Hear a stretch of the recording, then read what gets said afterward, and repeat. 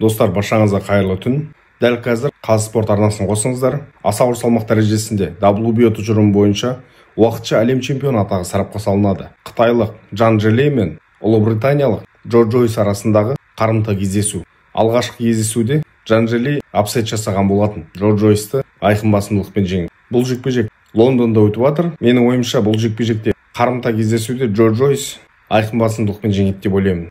Бірақ бұл бокс, аса ауыр салмақ, әр соққы жекпе-жек нәтижесін өзгертіп беруі мүмкін.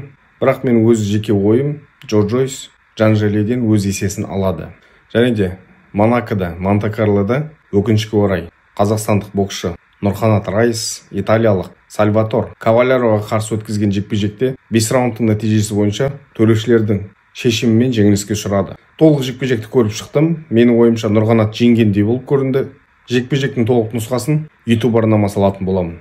Джан Джелей мен Джо Джойстың жекпе-жегін бірге тамашалайық Қазспорт арнасынан. Дәл қазір бокс кеш басталды. Сәлден кейін кештің басты кездесуі орын алатын болады. Сәттілік баршаңызға.